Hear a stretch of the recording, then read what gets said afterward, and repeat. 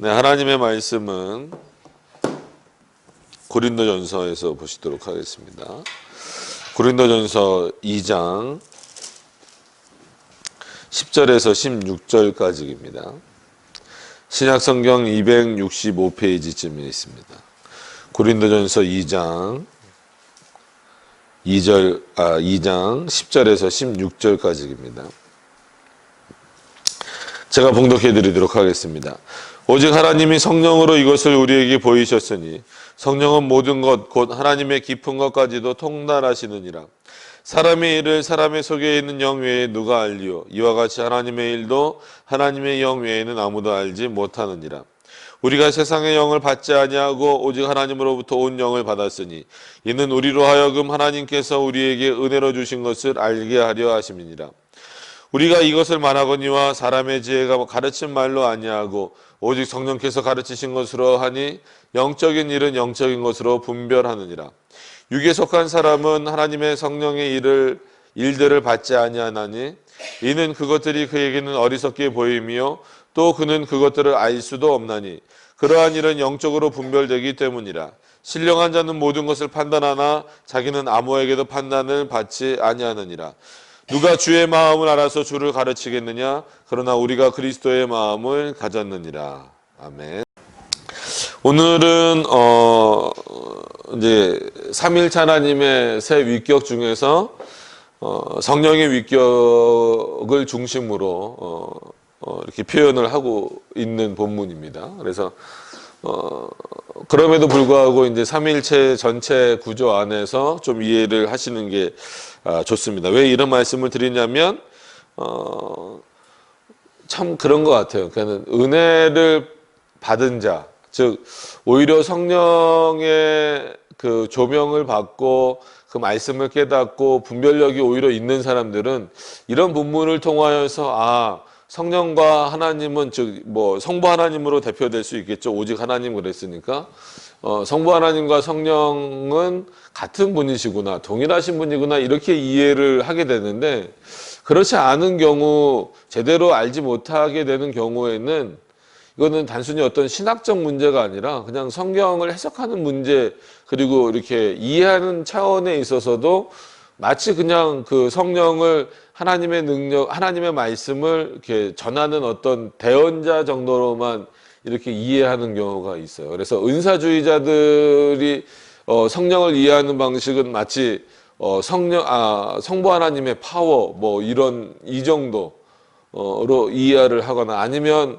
꼭 은사주의가 되지 않더라 할지라도 그런 어떤 삼위일체의 동등성, 이런 것들, 위격의 동등성, 이런 것들을 잘 이해하지 못하면 마치 그 성부 하나님이 부리는 어떤 그런 종이라고까지 하긴 좀 그렇지만 그냥 이렇게 대언자, 마치 선지자들이나 뭐 바울 사도와 같은 그 정도의 역할을 하는 어떤 그 존재로 보는 경우가 많습니다. 그렇기 때문에 오늘 본문에서도 성령은 그런 분이 아니다, 하나님과 동일하신 분이다 라고 하는 겁니다. 그렇기 때문에 오히려 바울이 이 부분에 있어서 성령을 통하여 말하게 하심에 대해서 그것이 무엇인가에 대해서 끊임없이 표현하고 있는 것입니다. 그래서 10절 내용부터 보시면 오직 하나님이 성령으로 이것을 우리에게 보이셨으니, 그러니까 이런 부분들이에요. 우리는 자연스럽게 성령과 하나님은 동등하신 분이기 때문에 당연히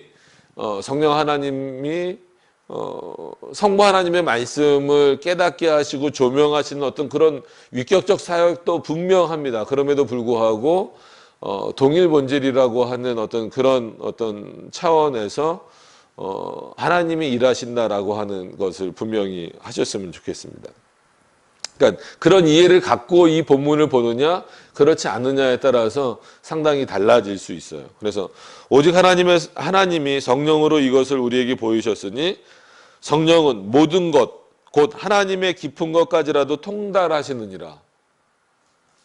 왜냐하면 계속 이런 표현이 나오기 때문에 처음부터 이 삼일체에 대한 개념, 성부가 성령에게 뭔가를 시켜서 지금 말하게 하고 있다, 이렇게 말하면 우리가 이 통달한다, 깊은 것까지도 안다, 이거는 마치 학습을 통하여서 아는 것처럼, 내가 이렇게 이렇게 전해라라고 알려주는 것처럼, 그럼 성령은 마치 성부 하나님으로부터 듣고 네 알겠습니다, 그렇게 전하겠습니다, 이런 방식으로 이해를 하게 되는 경우가 생긴다라는, 그렇지 않다라는 거예요. 오히려 바울의 이 표현은 하나님이 성령으로 이 모든 것을 보이셨고, 또 성령은 모든 것, 그럼 그 성령은 어떤 분이냐면, 성령은 모든 것, 곧 하나님의 깊은 것까지더라도 통달, 모든 걸 다 알고 계신다. 그러니까 상호 교류하고 계시고 공유하고 계시고 모든 부분에서 같으신 분이다라고 하는 어떤 그런 의미를 담고 바울은 지금 설명하고 있는데, 이것을 마치 성령이 성부로부터 마치 뭔가를 배워서, 그러니까는 뭐 선지자들이나 아니면 사도들이나 이렇게 하나님의 계시를 받듯이 그렇게 받아서 성령이 우리에게 말씀하시는 것처럼 이해를 해서는 안 된다라고 하는 겁니다. 성령도 어떤 분이라고요? 하나님이시다라고 하는 겁니다. 그렇기 때문에 성부 하나님의 마음을 성령이 통달하시는 거, 모든 걸 다 아시는 거고, 마찬가지로 성령 하나님의 마음을 성부 하나님이 다 아시는 거고, 뭐 본문에 직접 오늘 나오진 않았지만 성자 하나님에 대해서도 성부 하나님이 다 아시는 거고, 또 성부 하나님에 대해서도 성자 하나님이 다 그 모든 것을 아신다라고 하는 거예요. 그러니까 이런 어떤 그런 내용들을 인식하지 못하면 성령을 함부로 대하는 경우가 있기 때문에 그래요. 특히나 고린도 지역에서는 그런 부분들이 이제 더 부각되기 때문에 바울이 그런 의도를 가지고 조금 더 이런 부분에 대해서 설명하는 그런 내용들이 많이 있습니다. 자, 그래서 11절로 넘어가서 보시면, 사람의 일을 사람의 속에 있는 영 외에 누가 알리요? 그러니까 우리는 이렇게 구별되어져 있습니다. 그러니까는 구분되지는 않죠. 왜냐하면 아직 우리가 죽지 않았기 때문에. 그래서 우리는 뭐 영혼육 3분설이 아니라 영혼과 육신으로 이렇게 구별되어 있어요. 그러니까 한 몸에 있어도 구별되어 있는데, 그러면 하나님께서는 물론 우리의 어떤 육신적인 부분에도 분명히 역사하시는 거예요. 그러니까 이거를 한쪽으로만 극단으로 가면은 또 그것 또한 영지주의의 한 분파예요. 그러니까 육신을 너무 제어해야 된다, 막 그래서 막 오히려 가난하게 살고 자기네들을 막 이렇게 저 산속에서 들어가서 살고, 아니면 수도원처럼 이렇게 막 그냥 자기의 몸을 학대하듯이 하는 것도 하나님이 기뻐하시지 않는 거지만, 마찬가지로 영에 대해서도 둔갑한 그런 부분들은 상당히 그것도 하나님 앞에 교만해지거나 하나님의 말씀을 오해하는 그런 결과를 낳게 된다는 거죠. 그래서 결국은 사람의 일을 사람의 속에 있는 영 외에 누가 알리요? 그러니까 우리 마음속에도 영이 있잖아요. 하나님의 형상을 닮은, 물론 뭐 타락하였고 우리가 그 중생을 통하여서 어느 정도 회복했다라고 하지만 우리 스스로는 무능력함이에요. 우리 스스로는 하나님에 대해서 알아갈 수가 있어요, 없어요? 없다라는 거예요. 근본적으로 일단 바울은 그거를 차단을 시켜 놓는 거예요. 왜냐하면 그거를 차단시켜 놓지 않으면 성령께서 어떤 일을 하시는 분인가에 대해서 분명하게 이렇게 표현할 수가 없기 때문에 그렇습니다. 그러니까 조금이라도 인간 스스로가 하나님에 대해서 알만한 것을 자기 안에서 끄집어낼 수 있다라고 말하면 상대적으로 성령께서 하시는 일이 축소될 수밖에 없다라는 거예요. 그래서 바울도 그렇고 주석을 하고 있는 뭐 칼빈을 비롯한 여러 주석가들도 그렇고, 이 부분은 바울이 뭘 차단하고 있냐면, 아무리 인간도 영적인 존재입니다. 육신을 갖고 있어도 그런 어떤 하나님의 형상을 닮게 창조되었던 그 영적인 존재다 할지라도 그 존재 자체로서는 무능력하고, 누구를 알기에, 하나님을 알기에 무능력하고, 하나님을 알만한 능력을 그 안에 주시지 않았다라는 거예요. 그러니까 로마서에 나오는 하나님을 알만한 것을 두셨다라는 것과는 다른 겁니다. 그러니까 믿음과 관련되고 구원과 관련된 부분에 있어서만큼은 인간의 지식이나 지혜나 노력으로는 어떤 방법으로도 하나님을 찾아갈 수가 없고 알 수도 없다라는 거예요. 그런 차원에서 그것을 누가 알게 하시느냐, 유일한 길은 성령께서 그 말씀을, 즉 하나님의 말씀을 깨닫게 하시는 어떤 그런 방식밖에 없다라고 하는 것을 바울이 강조하기 위해서 이렇게 표현하고 있는 겁니다. 그래서 사람의 일을 사람의 속에 있는 영 외에 누가 알리요? 이와 같이 하나님의 일도 하나님의 영 외에는 아무도 알지 못하느니라. 그러니까 하나님의 일을 우리는 안다라고 생각을 하고 믿는다라고 생각하지만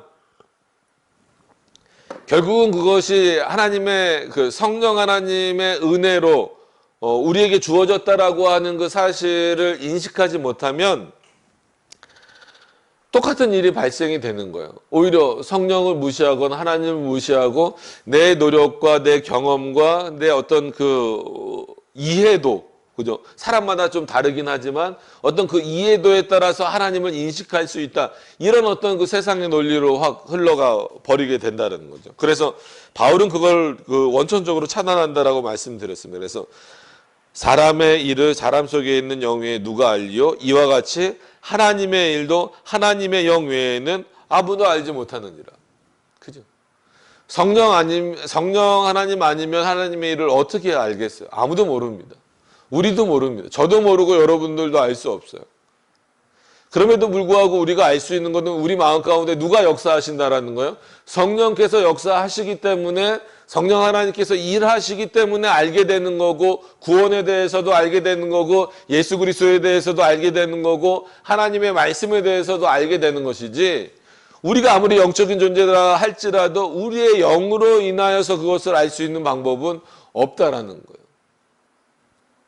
그러니까 이런 차원에서 근본적으로 차단되어져 있는 내용들을 인간이 모르는 것 자체가 교만이고, 알면서도 그 하나님, 성령 하나님을 제껴두고 자신의 노력으로 하나님을 찾아가려고 노력하는 것은 무모함에 가까운 일이다라고 하는 차원입니다.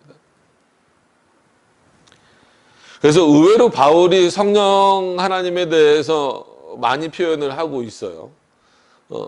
근데 그거를 이제 많은 사람들이 좀 또 너무 신비롭게 이렇게 오해하는 경우가 종종 있기 때문에 바울의 의도와는 조금 멀어지는 경우가 생기기 때문에 그렇습니다.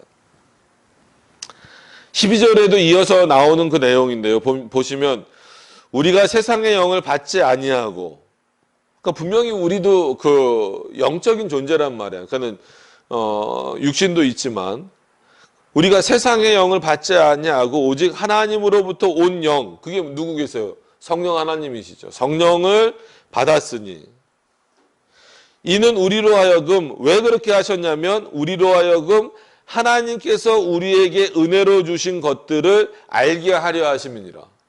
이건 놀라운 거예요. 짧은 문장 하나인 것 같지만 우리가 세상의 영을 받지 않았다라고 하는 것은 세상에 보편적으로 그 깔려져 있는 어떤 윤리 도덕적인 차원에서 하나님을 알게 하지 않으시고 성령을 통하여서 하나님을 알게 하신 그 결과는 전혀 다르다라고 하는 거예요.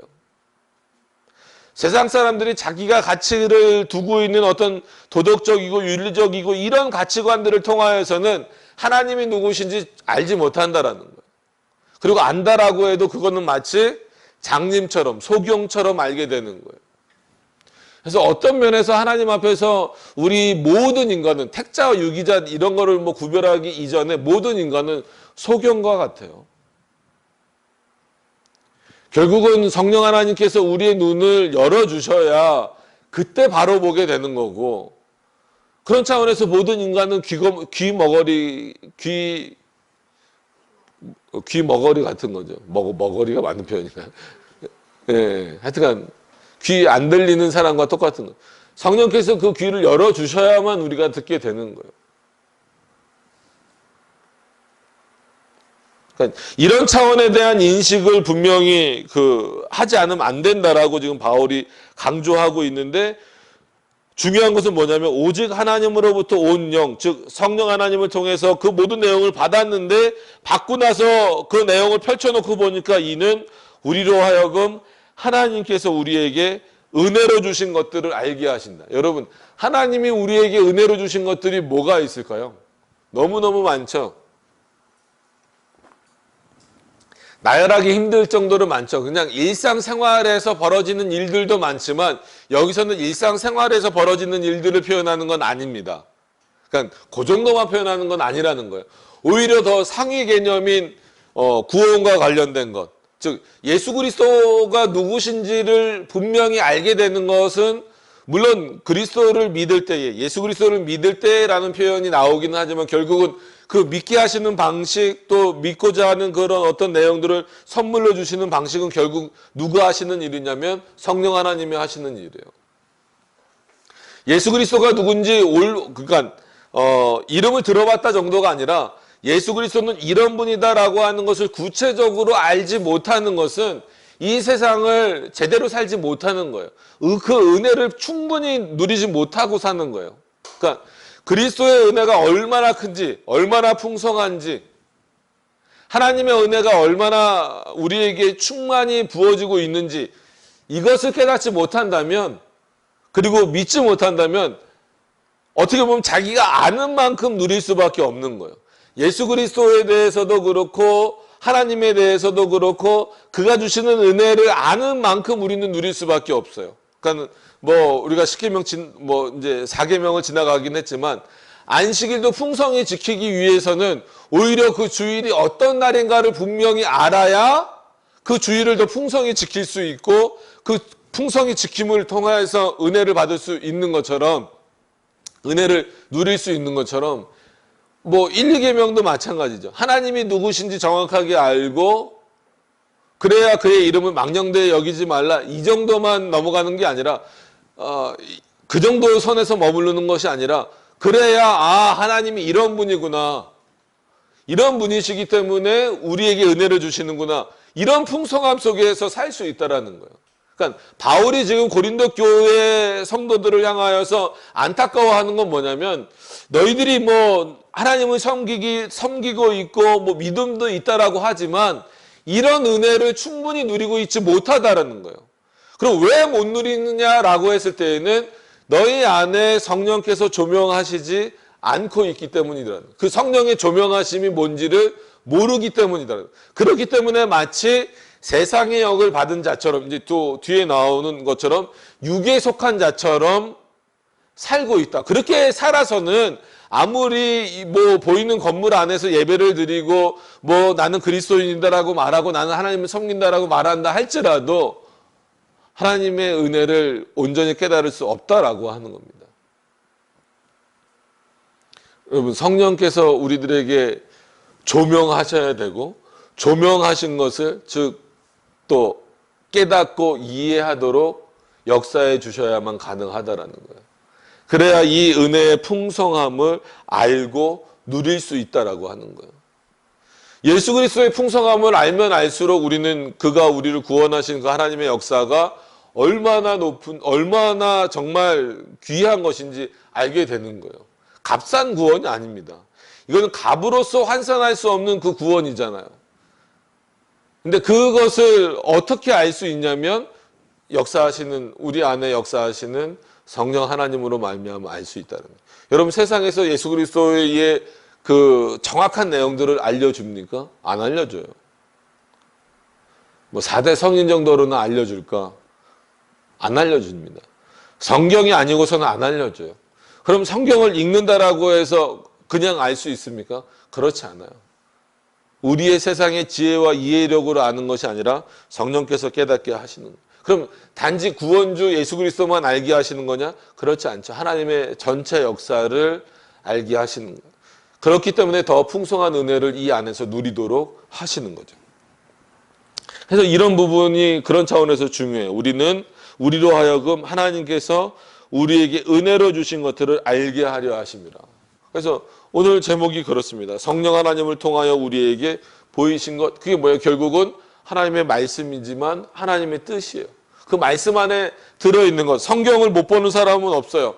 그러나 성경 안에 들어있는 하나님의 뜻을 올바로 깨달을 수 있는 유일한 방법은 성령 하나님을 통해서다라고 하는 거예요. 이건 바울이 그렇게 강조하고 있는 그런 내용입니다. 13절로 넘어가서 보시면 또 이렇게 표현되고 있습니다. 우리가 이것을 말하거니와, 그러니까 그것을 말해야 된다는 거예요. 어떤 것을? 성령 하나님이 가르쳐 주신 그 놀라운 은혜, 그 깊이 있는 은혜를 말해야 된다는 거예요. 바울도 내가 전하고 싶은 건 그거다라는 거예요.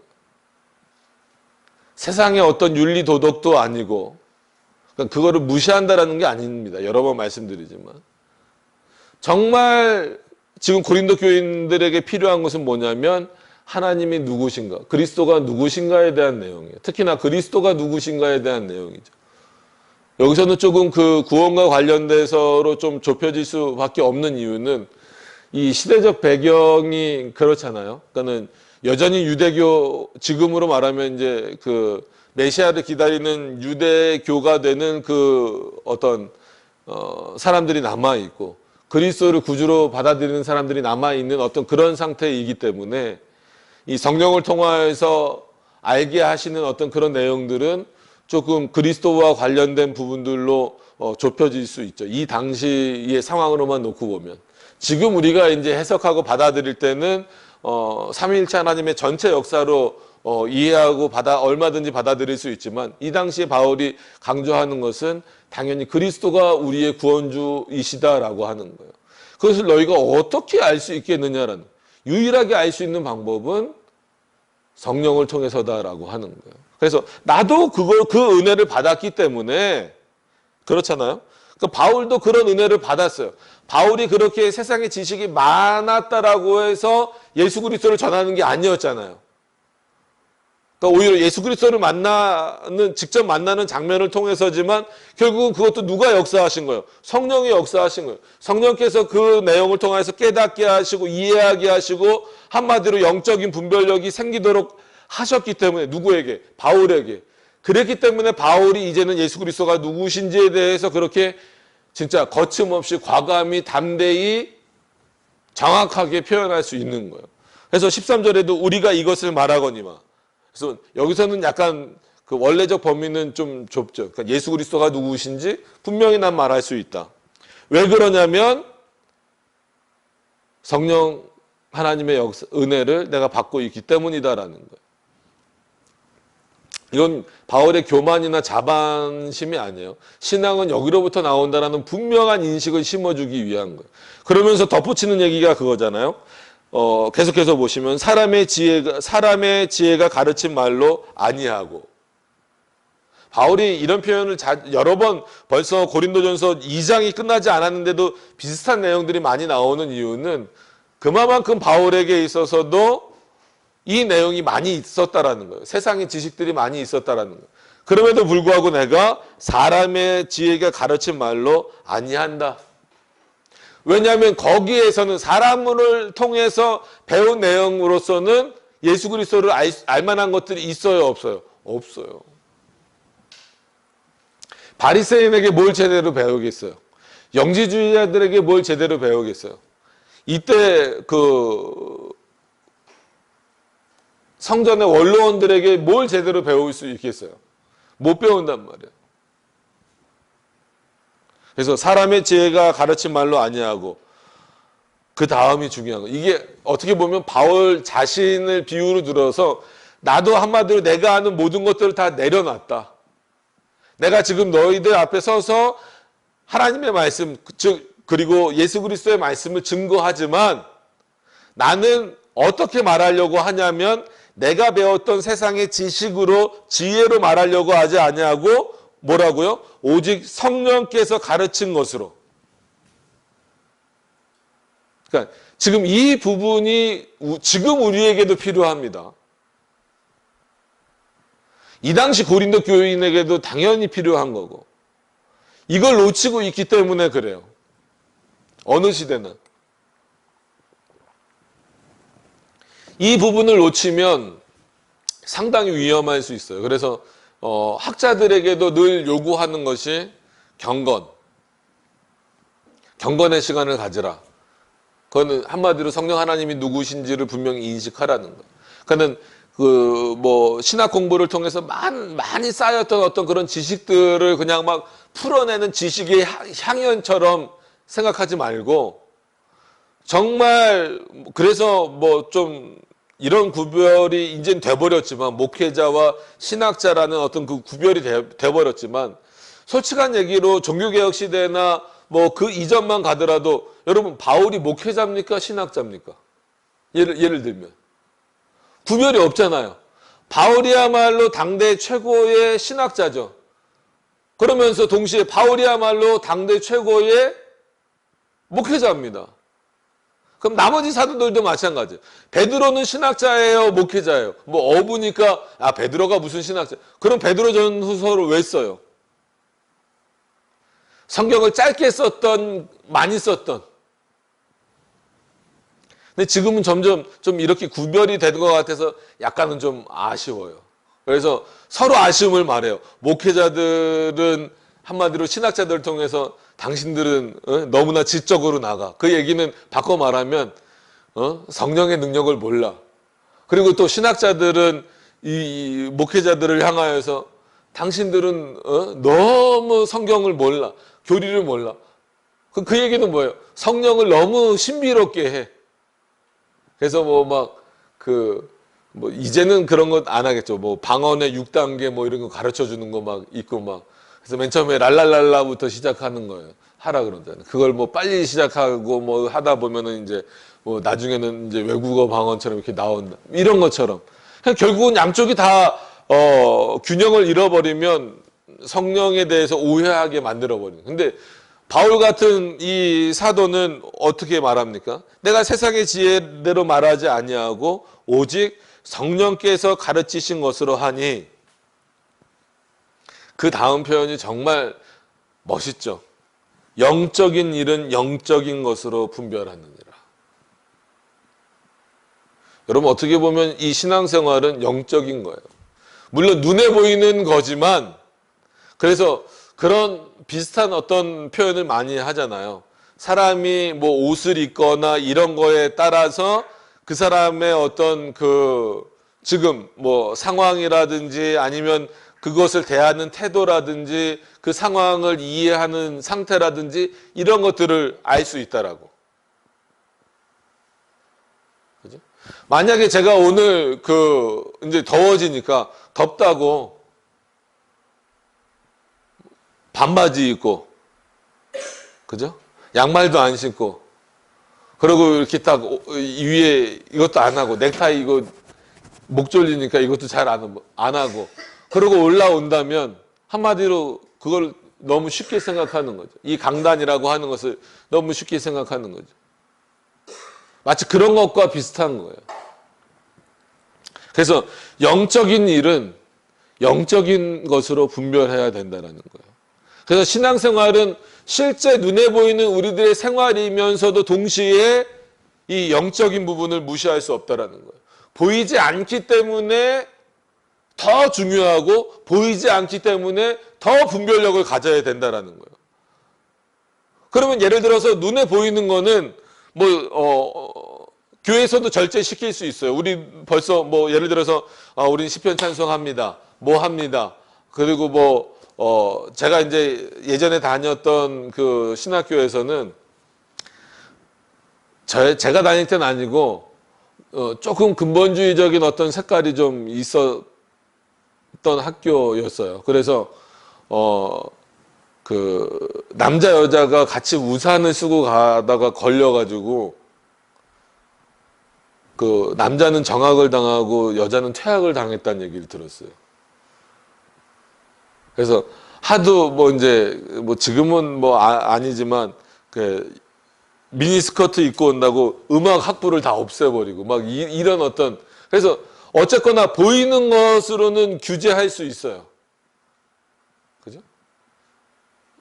이제 저희가 이제 이사 가면 또 성찬도 하게 되고 이렇게 하겠지만, 근데 더 어려운 거는 늘 마음이라고 우리가 표현하잖아요. 그러니까 여기서는 이제 영적인 것이라고 표현하는. 신앙생활에 있어서 이 영적인 것을 풀어나가는 문제는 눈에 보이지 않기 때문에 정말 어렵습니다. 그래서 이 영적인 분별력을 더 키워야 된다는. 그럼 영적인 분별력을 어떻게 키워요? 내가 말씀을 읽고 내가 기도해갖고 막 키워집니까? 그러지 않아요. 물론 방식은 그렇게 하나님이 역사하시지만 궁극적으로는, 본질적으로는 그것도 누가 하시는 일이다? 성령께서 하시는 일이다. 그러니까 바울 기준으로 내가 이렇게 영적인 분별력을 갖게 된 이유는 세상의 지혜가 많아서가 아니라 다메섹 도상에서 예수 그리스도를 만났기 때문이고, 또한 그 이후에 성령께서 나에게 하나님의 말씀을 깨닫게 하시고 예수 그리스도가 누구신지 알게 하시고 또 그것을 말할 수 있는 분별력을 나에게 주셨기 때문에 나로 하여금 그렇게 하나님의 말씀을 증거하도록 하신다라는 어떤 그런 내용이 여기에 담겨져 있는 거예요. 그래서 자칫 잘못 보면 또 바울의 교만함으로 드러나는 부분이다라고 보게 되는 경우도 있는데 그렇지 않습니다. 이런 차원에서 오직 성령께서 가르치신 것으로 하니, 그러니까 요 문장만 딱 따갖고 가갖고 성령께서 지금 역사하신다고. 그래서 뭐 어느 교회라고 말하기는 그렇지만 그 교회도 뭐 요즘에 또 다시 세습 때문에 또 좀 문제가 되나 봐요. 그래서 그분 하는 집회에 예전에 이제 청년 때에 전도사 하기 전이었어요. 청년 때에 그 다녔던 교회 목사님이 그 목사님을 너무 좋아하셔갖고 갔었는데 오와열을 이렇게 아시죠? 이렇게 오와열이 뭐냐면 줄을 딱딱 맞춰서 앉아야 돼요. 딱딱 맞춰서 앉아야 되고 뭐 그런 건 뭐 차치하더라도 이 그 설교를 하시는데 성경 말씀을 첫날 저녁에 딱 읽으시더라고요. 그러더니 자기는 이제 성경 다 덮으래요. 그러니까 더 이상 성경을 볼 필요가 없대. 왜냐하면 마이크에다 이렇게 수건을 막 감아 놓으셔가지고 목소리도 아주 그 허스키하게 딱 나와요. 진짜 뭔가 영적인 능력이 있는 것처럼. 그러면서 뭐라 그러시냐면 성령께서 자기 귀에다가 말씀해 주신다는 거예요. 그래서 끝나는 날까지, 집회가 끝나는 날까지 성경을 다시 안 보시더라고요. 그리고 설교는 7시에 시작했는데 몇 시에 끝났더라? 12시인가? 막 이렇게 끝났는데 작년부는 2시에 끝난대나? 그래서 유명한 일화죠. 아마 이거는 뭐 말씀드리면 어느 교회인지 다 아실 거예요. 결혼식 할 때도 거기는 문을 딱 다 잠가버려요. 그래서 신부가 얼마나 그때 긴장되고 이렇게 나름 이렇게 좀 이쁘게 보이려고 좀 꽉 끼는 어떤 그런 웨딩드레스 같은 거 입잖아요. 그런데 아마 2시간을 넘도록 주례사를 하셨나 봐요. 그래서 신부가 쓰러졌대요. 그러니까 약간 이렇게 폭 쓰러진 거죠. 그럼 맞추셔야 되는데 일어나서 다시 또 주례를 했대요. 그래서 그걸 알고 예전에 이제 같이 신학 공부했던 그 동기가 거기서 결혼을 해갖고 저희들은 안 들어갔어요. 안 들어가고 바로 밥 먹으러 갔는데 누가 거기 들어가겠다는 거예요. 그래서 빨리 나오라고 그랬더니 미처 못 나와갖고 저는 집에 와서 다 옷 갈아입고 뭐 했는데 문자 보냈더니 뭐 해요? 그랬더니 아직도 주례 중. 그러니까 뭐 주례사가 길다 짧다 이 얘기를 하는 게 아니라 사람들은 그걸 신령하게 보는 거예요. 야, 이 목사님은 성경을 안 읽으셔도 되는구나. 왜? 성경을 읽고 나서 얼마나 영적으로 훌륭하고 뛰어나신 분이면 성령이 귀에다 대고 말씀해 주신대요. 그럼 자기는 그 말을 한다는 거예요. 그러니까 이 표현만 자칫 잘못 갖고 가면 그래서 그런 표현은 정말 멋있는 표현 같아요. 우리 개혁신학의 독특한 표현이지만 오직 성경 그리고 전체 성경. 그래서 오직 성경에서만도 해결이 안 돼요. 오직 성경도 중요하지만 오직 성경 그러면 거기서 뭐만 하나 딱 따오거든요. 그렇기 때문에 우리는 오직 성경은 전체 성경으로 해석되어져야 된다. 그런 차원에서 오직 성경과 전체 성경이 같이 가야 되는 거거든요. 그러니까 이 부분도 그렇게만 딱 따와 버리면 오직 성령께서 가르치신 것으로 하니라는 부분만 딱 따오면 이런 사람들이 그냥 많이 나올 수 있는 거예요. 설교 준비할 필요 없어. 막 기도만 열심히 하면 돼. 아니면 올라가서 성경 한 구절 딱 읽으면 그때부터 막 성령께서 영적인 일이니까 누가 알겠어요. 앞에서 막 웅장하게 찬양을 하는데 정말 장난 아니에요. 뭐 멋있다 이런 거보다도 나중엔 거의 두려움이 들더라고요. 한 2-3시간 찬양을 하는데 흔들림이 없어요. 앉아있는 사람들도 그렇고요. 그래서 저는 이렇게 뒤에 기대 앉아 있다가 앞으로 불려나갔어요. 감히 누구누구 목사님이 설교하시는데 전지도 몰랐어요. 자, 맨디! 막 그러시더라고요. 누구야, 맨디? 근데 나였어요. 맨 앞으로 끌려나와 죽는 줄 알았어요. 그래서 나가면서 뭐 이런 교회가 있어 했는데 큰일 날 뻔했어요. 청년들이 날 둘러서 감히 목사님한테 깜짝 놀랐어요.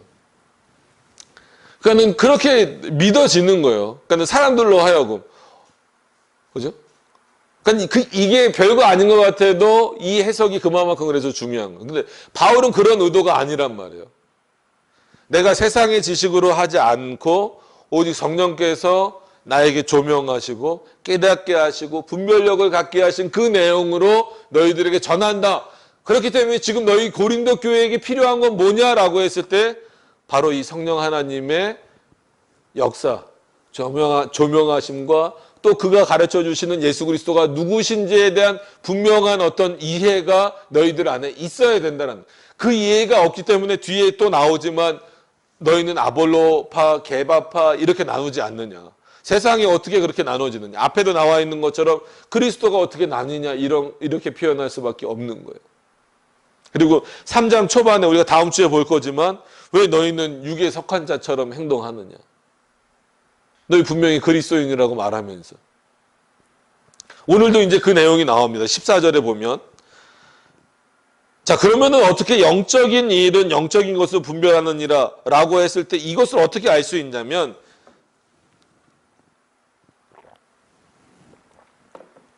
14절에 보시면 육에 속한 사람은 이런 부분들이 참 어렵습니다. 자, 바울이 의도가 있어서 이렇게 설명을 한 거거든요. 왜냐하면 요거만 놓고 한번 말씀을 좀 드려볼게요. 육에 속한 사람은, 여러분 여기 육에 속하지 않은 사람 있어요? 한 명도 없어요. 왜냐하면 육신을 다 갖고 있기 때문에. 그런 차원이 아니라는 의미죠. 뭔가 구별을 하고 싶은 거예요. 지금 바울은 너희들에게 육신이 없다, 육신을 무시해라, 육신은 뭐 마음대로 해도 된다, 지금 이런 의도가 아니란 말이에요. 그럼에도 불구하고 육에 속한 사람은 이라고 표현은 했어요. 그럼 뭔가 구별을 지금 하려는 거예요. 14절에 보면 육에 속한 사람은 하나님의 성령의 일들을 받지 아니하나니.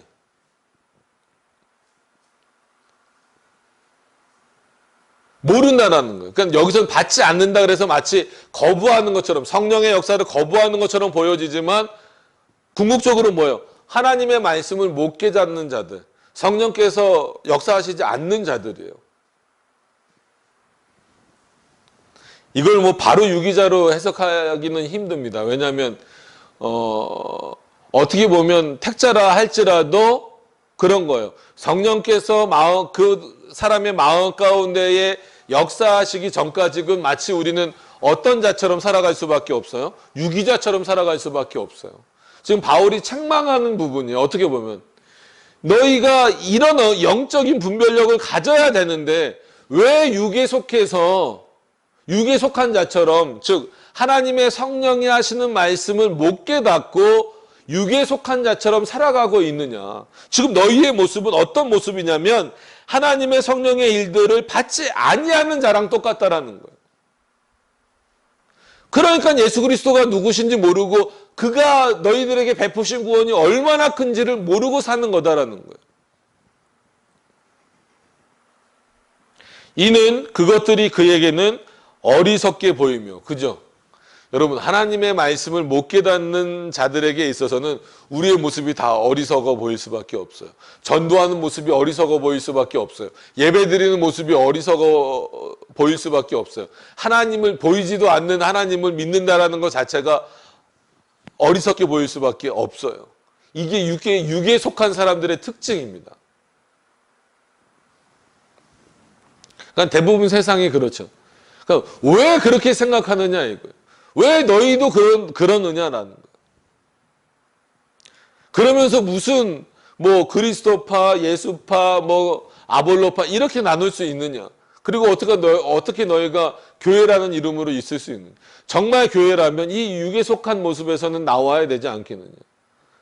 그래야 영적인 분별력을 가질 수 있지 않겠느냐라는 표현이에요. 또 그는 그것들을 알 수 없나니 그러한 일은 영적으로 분별되기 때문이니라. 한 번 더 강조하죠. 왜 그렇게 어리석다라고 밖에 알 수 없어요? 그것은 영적인 일이기 때문에 그렇습니다. 예배 드리는 일도 마찬가지고 하나님의 말씀을 전하는 일도 마찬가지고, 개인적인 경건의 생활을 갖는 일도 마찬가지고, 그러한 일은 영적으로 분별된다. 근데 지금 너희들 안에 이 육에 속한 사람에게 지금 바울이 강조하는 거예요. 강조라기보다는 이런 게 책망이죠. 과연 너희들에게 영적인 분별력이 있느냐? 있어야 이게 어리석어 보이지 않고 정말 이게 정말 성령을 통하여서 나에게 주신 놀라운 은혜다라고 하는 것을 깨달을 수 있을 텐데, 너희 안에 이런 역사가 없으니, 이것을 깨닫지 못하니 그걸 어리석게 여길 수밖에 없고 너희가 분별력을 제대로 가질 수가 없지 않느냐라고 하는 거예요. 그래서 이런 분별력은 어떻게 보면 이 시대에도 많이 요구되는 거예요. 그러니까는 이때에는 어떻게 보면 예수 그리스도를 구주로 받아들이느냐 받아들이지 않느냐라는 어떤 큰 이슈가 있지만, 지금은 더 많은 어떤 이단들이나 뭐 이런 것들로 많이 좀 어지럽혀져 있는 어떤 상태잖아요. 그렇기 때문에 더욱더 이 영적인 분별력이 필요합니다. 근데 그거는 인간 안에서 얻어질 수 있는 건 아니라는 거예요. 바울이 여러 차례 강조하는 것처럼 성령께서 알게 하시는 거다라는 거죠. 그러면 여기 계신 성도님들, 저도 그렇고 여러분들도 그렇고 이런 영적 분별력을 분명히 가져야 돼요. 이 시대는 점점 더 분명하게 갖고 있어야 된단 말이에요. 그럼 어떻게 알 수 있느냐? 내가 여태까지 뭐 배운 개혁신학의 내용으로, 물론 그게 어느 정도는 도움이 되겠죠. 배움을 무시하지 않아요. 오늘 이 부분을 뭐 바울도 표현하고 또 그 다음에 주석에서도 표현하는 것처럼 배움 자체를 무시하진 않아요. 그러나 거기에 성령 하나님께서 역사하시지 않으면 그것은 세상 지식을 아는 것과 별반 다르지 않더라는 거예요. 그런 차원에서 분명히 개혁신학이 무엇인가를 분별할 수 있는 것에 있어서는 중요한 역할을 합니다. 그것을 여러분 부정하시면 안 돼요. 그럼에도 불구하고 가장 궁극적인 것은 뭐냐면 성령께서 우리들에게 역사하시는 그 내용이다. 그럼 그게 뭔가라고 했을 때 15절에 나오죠. 신령한 자는, 그럼 바꿔 말하면 어떻게 보면 영에 속한 자는 이라는 표현으로 뭐 이해할 수도 있겠죠.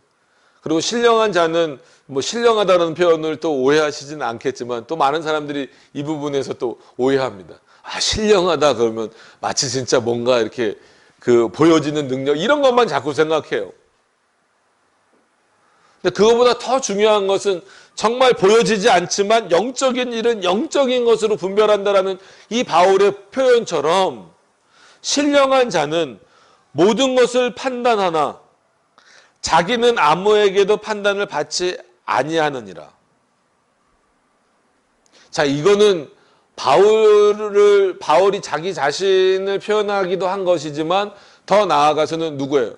신령한 자는이라고 했을 때 이거를 성령 하나님으로 이해를 한다면, 여러분, 우리는 판단받아야 돼요. 이거를 오해해서 들으시면 안 됩니다. 그러니까 아무리 제가 목사라 할지라도 예를 들어서 여러 교수님들도 만나고 아니면 주변에 같이 개혁신학을 하는 목사님들을 만나서 뭐 제가 가르친다라기보다 스터디를 인도하는 경우도 있지만 가서 듣는 경우도 있어요. 왜 그러냐면 그런 분들을 통하여서 또 좋은 내용들을 듣고 또 내 안에서 수정돼야 될 부분들, 내가 잘못 알고 있었던 부분들 아니면 미처 몰랐던 부분들을 또 알게 되는 거예요. 그래서 우리는 늘 한마디로 점검받아야 돼요. 판단이라 그러니까 좀 그 어감이 싫으실 수 있는데 점검받아야 되는 거예요. 마찬가지로 성도들도 그래서 목회자에게 아니면 말씀을 통하여서 늘 언제나 점검을 받아야 된다는 거예요. 인간은 그렇습니다. 죽을 때까지 그래야 돼요. 저도 마찬가지고 여러분들도 마찬가지고.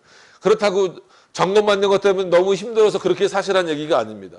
분명히 오히려 그게 뭐라고요? 하나님의 은혜를 깊이 누릴 수 있는 방식이라는 거예요. 근데 이 세상에서 판단받지 않으실 수 있는 분은 누구밖에 없어요.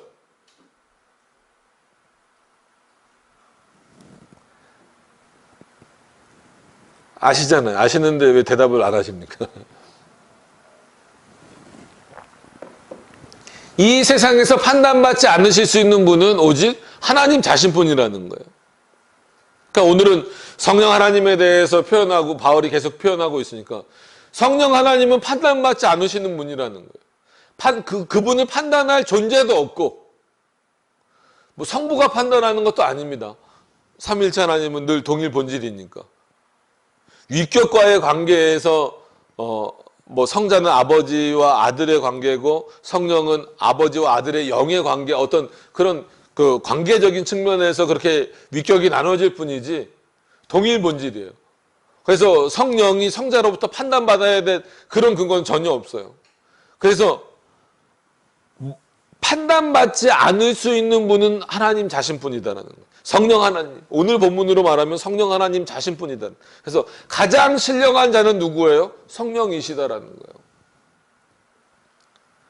그렇기 때문에 바울이 담대하게 신령한 자는 모든 것을 판단하나 자기는 아무에게도 판단을 받지 아니하느니라 라고 표현할 수 있었던 이유는 뭐예요? 바울의 교만함을 드러내는 게 아니라 내가 이만큼 알아. 너희가 나를 판단할 수 있어? 지식적으로 판단할 수 있어? 얼마만큼 알 수 있어? 나랑 논쟁해볼까? 이런 수준에서 지금 말하는 게 아니잖아요. 성령 하나님의 조명하심과 깨닫게 하심과 그로 인하여서 그 믿음이 성장하는 것, 그래서 바울로 하여금 하나님의 말씀을 전하고 가르칠 수 있게 된 어떤 그 수준에서 지금 바울은 표현하고 있는 거예요. 3장으로 넘어가서 보시면 오히려 이 신령한 자를 그 바울은 너희가 그래야 된다라는 거예요.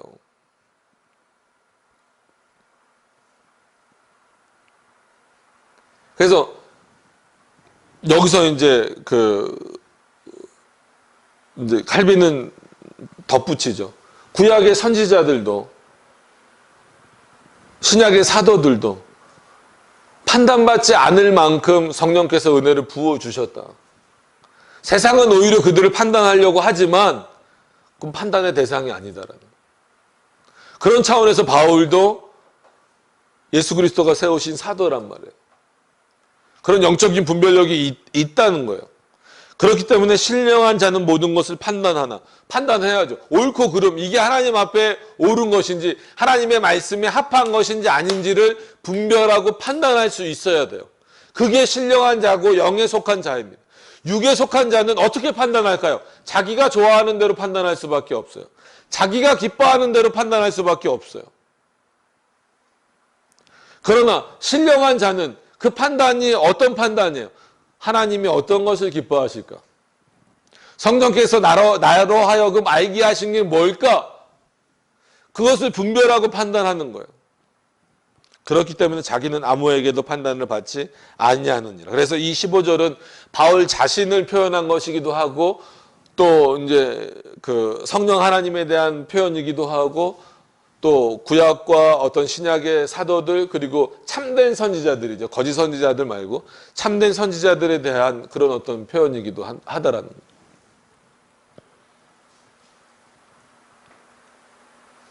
그래서 다음 시간에 보겠지만 바울이 참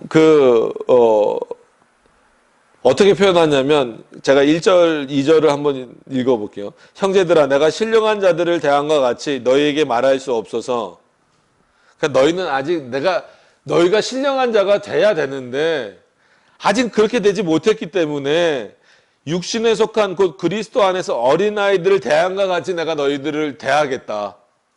한마디로 완전히 좀 뭐예요? 수준을 확 낮추겠다라는 거죠. 그래서 2절에 보면 내가 너희를 밥으로 먹였느냐? 아니다. 젖으로 먹이고 밥으로도 안 했다. 그 정도 수준으로도 말 안 했다.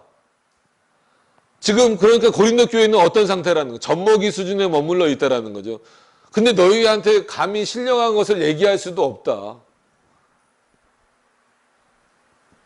왜냐하면 밥으로 하지 않는 이는 너희가 감당하지 못했을 것이다라는.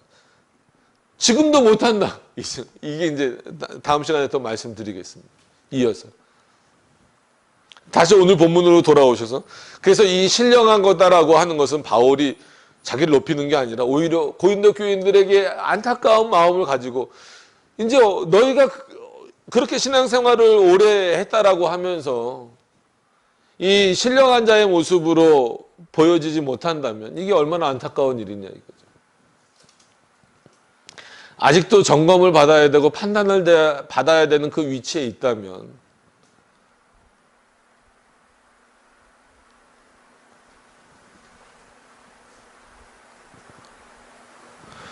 그래서 16절로 넘어가서 보시면 누가 주의 마음을 알아서 주를 가르치겠느냐.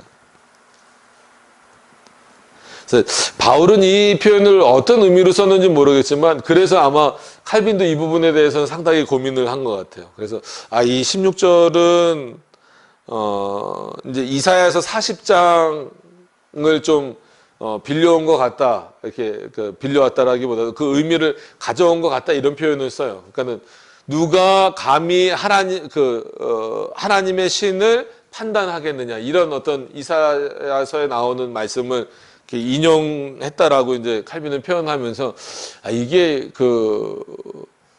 목회자들에게만 적용되는 거냐, 즉 교사들에게만 적용되는 거냐, 아니면 일반 성도들에게만 일반 성도들에게도 적용할 수 있느냐, 이거는 칼빈 스스로도 조금 어려워하는 그 부분이 있더라고요.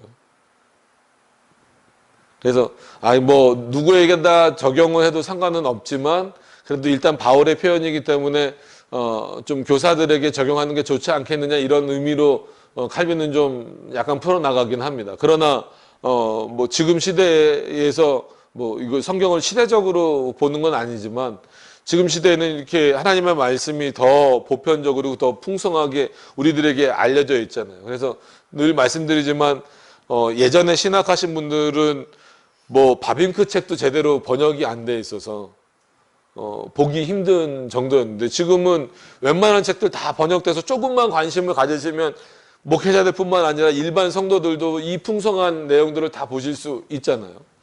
그런 차원에서 볼 때 이 내용은 조금 폭을 넓혀서 칼빈이 고민했던 그 당시와는 다르게 폭을 넓혀서 목회자들에게만 제한되는 것이 아니라 우리 모두에게 적용될 수 있는 부분이라고 생각을 합니다. 그래서 누가 주의 마음을 알아서 이런 말씀을 볼 때마다 참 다시 한 번 더 고민하게 되고 더 하나님의 말씀을 들여다보게 되고 과연 나는 하나님의 마음을 아는가, 예수 그리스도의 마음을 이해하고 있는가.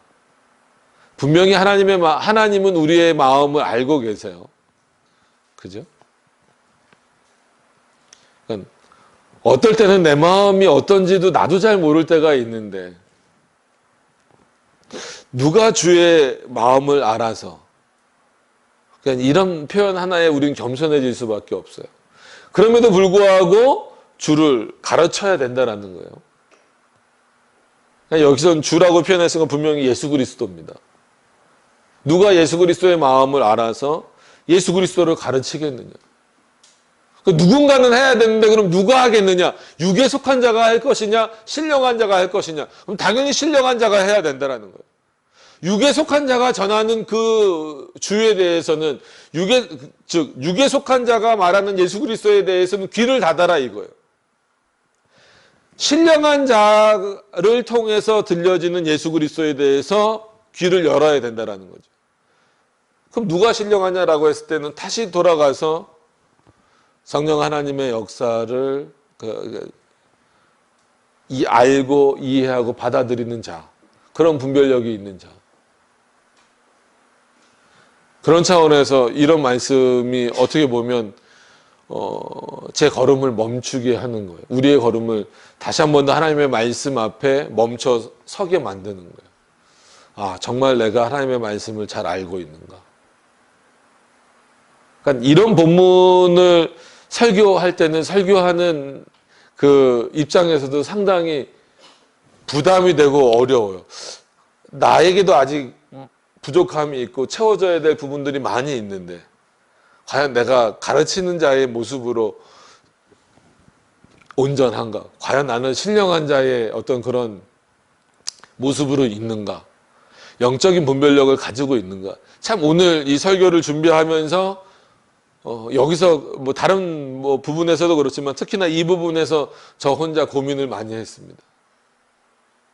단순히 이거는 뭐 주석이 해결해 주는 것도 아니고 죄송합니다. 조직신학 책이 해결해 주는 네. 갑자기 물이 탁 막혀서 죄송합니다. 물을 좀 한 잔 마세요. 그게 해결해 주는 문제도 아니기 때문에 참 나름 기도도 하고 고민도 하고 제 스스로도 많이 돌아보고 어떤 그런 시간을 좀 가졌어요. 여러분도 한번 생각해 보세요. 이거는 뭐 그러니까 어느 정도 부담은 늘 좀 우리에게는 필요해요. 누가 주의 마음을 알아서 주를 가르치겠느냐.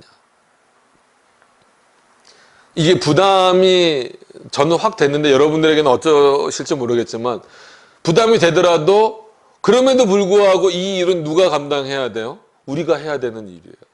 하나님께서 부르신 자들, 그리고 하나님께서 먼저 은혜를 주시고 또 성령을 통하여서 이 하나님의 말씀을 깨닫게 하신 자들을 통하여서 이 일을 해야 돼요. 예수 그리스도의 마음을 아는 자들이 예수 그리스도가 누구신지 분명하게 전할 수 있어야 된다. 그러니까 바울만 놓고 보더라도 다메섹 도상에서 예수 그리스도를 만나기 이전의 바울의 모습과 뭐 그걸 우리는 자꾸 이름을 가지고 나누는 건 익숙하게 들으셨죠. 뭐 사울이었다가 바울이 되었다. 뭐 그것도 뭐 중요한 의미입니다만은 더 중요하게 봐야 될 것은 뭐냐면 예수 그리스도를 다메섹 도상에서 예수 그리스도를 만나기 전에도 바울은 예수 그리스도가 있다라고 하는 그 예수 그리스도의 존재 자체에 대해서는 알고 있었어요. 그잖아요. 그러니까 스데반과 관련된 일들이 벌어지는 거잖아요. 그리고 예수 그리스도를 믿는 자들을 잡으러 가는 어떤 그런 과정이 이었단 말이에요.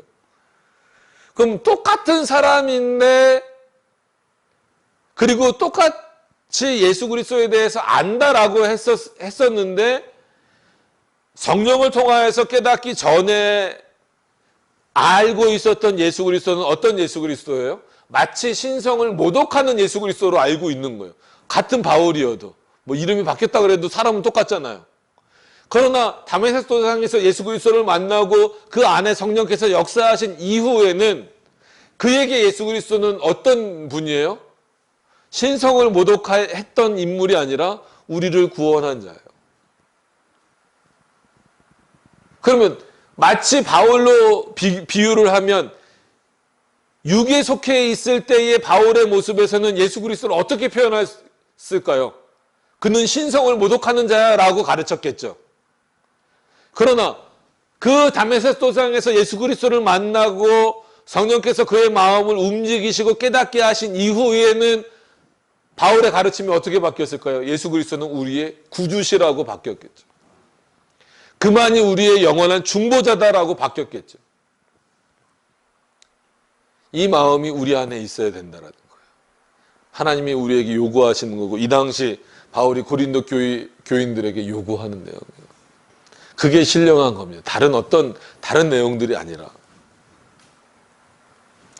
그리고 이 마지막은 어떤 면에서 보면 부담으로 이렇게 다가올 수도 있지만 한편으로 보면 놀라운 은혜인 것 같아요. 은혜의 표현이고 바울이 이렇게 고린도 교회를 그래도 이렇게 좀 위로하는 어떤 그런 내용이고 그런 것 같습니다. 그러나 우리가 그리스도의 마음을 가졌느니라. 그래서 내가 이렇게 단수로 표현하지 않고 우리가 그랬어요. 그러면은 이 대상이 분명히 고린도 교인인데 물론 3장에서 다시 또 좀 그 어린아이와 같은 신앙에 대해서 비판하긴 하지만 그럼에도 불구하고 바울은 고린도 교회 교인들에게 뭐라 그러냐면 어떻게 보면 이 말을 듣고 고린도 교인들도 좀 부담스러울 수 있었을 거예요. 그랬을 때 바울이 하는 표현은 뭐냐면 우리가 그리스도의 마음을 가졌느니라. 참 멋진 표현이고 어떤 면에서는 부담스러울 수 있어요. 그러면은 근데 그것이 부담이 아니라 은혜로 우리가 받아들여야 되는 이유는 뭐겠습니까? 그리스도의 마음은 누가 주시는 거예요? 그리스도 자신이 주시는 거고 성령 하나님이 주시는 거예요. 우리가 갖고자 해서 얻어지는 게 아닙니다. 여러분 성경 많이 읽는다고 그리스도의 마음을 가져요? 그럼 그리스도의 마음이 뭘까요? 그리스도의 마음이 뭘까요? 우리의 죄를 대속하시고 우리를 구원하시고 그런 마음이잖아요. 그런 마음을 우리에게 주셨다라는 거예요. 어떻게 그게 우리 안에서 자동적으로 생성될 수 있어요? 우리의 지혜로 생성될 수 있어요? 우리의 경험으로 생성될 수 있어요? 불가능한 일이잖아요. 성령 하나님의 선물이잖아요. 선물의 결과가 뭐예요? 너희 안에 예수 그리스도의 마음을 주셨다라는 거예요. 이거는 지금 우리의 상태가 어떻다라는 것과 상관없이 부족할 수 있어요. 연약할 수 있어요. 그죠? 저도 부족하고 연약합니다. 여러분들도 부족하고 연약합니다. 이건 하나님 앞에 갈 때까지 똑같을 거예요. 그럼에도 불구하고 성령께서 우리에게 뭘 주셨다고요? 예수 그리스도의 마음을 주셨다라는 거예요. 그러니까 이거는 부담으로 가져지시는 게 아니라 은혜로 여러분들이 받으셔야 돼요. 내가 아직 부족하고 내가 아직 보기에는 신령한 자처럼 되지 않았다 할지라도 여전히 나는 진짜 한 다리는 육신에 걸쳐 있고 한 다리는 그래도 어느 정도 신령한 이런 어떤 의미에서 물론 이렇게 될 수는 없겠지만 이렇게 걸쳐 있는 것처럼 그런 삶을 사는 것 같아 보이지만 그럼에도 불구하고 성령께서는 우리를 어떻게 여겨주신다라는 거예요? 그리스도의 마음을 가진 자로 여겨주신다는 거예요. 마치 어떤 것과 똑같아요. 우리 구원의 서정에서 우리를 의롭게 하신다. 그래서 그거를 우리는 그냥 이제 지식적으로 너무 이렇게 막 배우다 보니까 법정적인 용어다. 그래서 우리가 실제로는 아직 그 죄성이 여전히 남아 있지만 하나님은 우리를 어떻게 불러주셔요? 의인이라고 불러주시는 거예요. 그래서 말씀드리지만 여러분 우리는 의인입니까? 죄인입니까? 이 질문 자체가 조금 잘못된 거예요. 우리는 의인입니까? 죄인입니까? 죄인이에요. 그러면서도 동시에 의인이에요. 참 이해하기 어렵죠. 그럼 어떤 면에서 죄인입니까? 아직 물론 예수 그리스도로부터 우리의 원죄와 자범죄 다 용서받았지만 여전히 죄를 짓는 그런 어떤 본성이 남아있고 죄에 대한 책임도 져야 되는 차원에서 죄인이에요. 그럼에도 불구하고 또 우리는 의인이에요. 그게 무슨 말입니까? 그럼 왜 의인입니까? 그런 어떤 연약함과 죄성이 남아있음에도 불구하고 누구로 인하여서? 그리스도로 인하여서 하나님이 우리를 누구라고 불러주시는 거예요? 의인이라고 불러주시는 거예요. 그러니까 그것과 똑같은 것. 우리는 아직도 연약해요. 부족해요. 그럼에도 불구하고 성령께서 우리에게 어떤 마음을 주셨다? 그리스도의 마음을 주셨다. 여러분 이건 놀라운 은혜 아닙니까? 정말 감사해야 될 내용 아니에요? 어떻게 보면 우리가 이 자리에 앉아있는 것을 어리석게 여기지 않는 이유는 세상 사람들에게는 뭐가 없는 거예요? 그리스도의 마음이 없는 거예요. 근데 우리는 이 자리에 앉아있을 수 있는 이유는 뭐예요? 연약하고 부족하고 이런 걸 다 떠나서 하나님이 우리에게 어떤 마음을 주셨다고요? 그리스도의 마음을 선물로 주셨다고요. 오늘 표현으로 하면 성령께서 우리 안에 그리스도의 마음을 품게 하셨다라는 거예요. 은혜로. 감사로. 그리스도의 마음, 그런 차원에서 그리스도의 마음을 가진 우리는 정말로 다시 돌아가서 13절에 있는 내용처럼 성령께서 가르치신 것으로만 하나님의 말씀을 증거하는, 하나님의 말씀대로 사는 그런 영적인 분별력을 갖고, 그럼 이 영적인 분별력을 가진 자들은 당연히 어떤 분별력까지 따라올까요? 보여지는 부분에 있어서의 분별력도 따라오는 거예요. 그래서 종교개혁자들을 우리가 성령의 신학자다, 칼빈도 그거를 부정하고 싶진 않아요. 왜냐하면 신비주의자처럼 칼빈을 이해한 것이 아니라 정말 성령이 누구신지를 칼빈은 정확하게 알고 있다라는 거예요. 그래서 단순히 어떤 신학적 수준만 이렇게 높았던 인물이 아니라 그에게 있어서는 하나님께 대한 경건,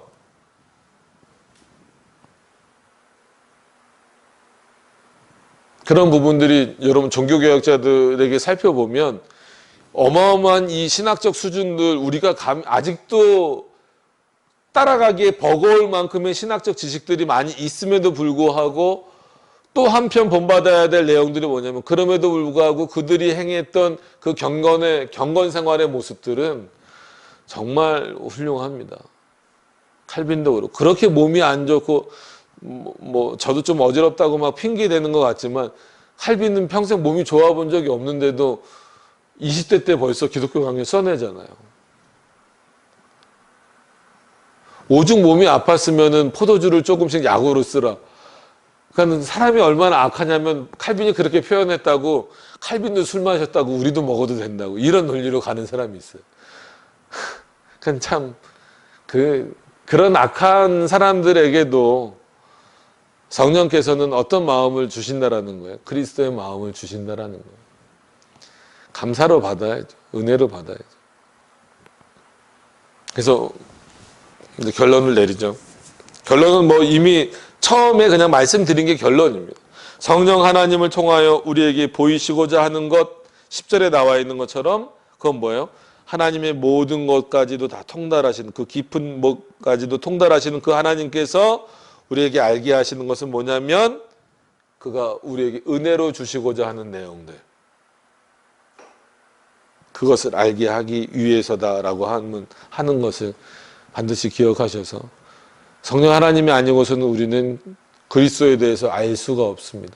그리스도를 믿을 수도 없고 그리스도의 마음을 품을 수도 없고 또한 그리스도를 올바로 가르칠 수도 없는 존재다라고 하는 것을 분명히 기억하셔서 오히려 더 혼탁해지는 뭐 이때도 마찬가지지만 더 혼탁해지고 있는 그러니까 눈에 보이는 게 이 정도로 혼탁한 영적인 세계는 오죽하겠습니까?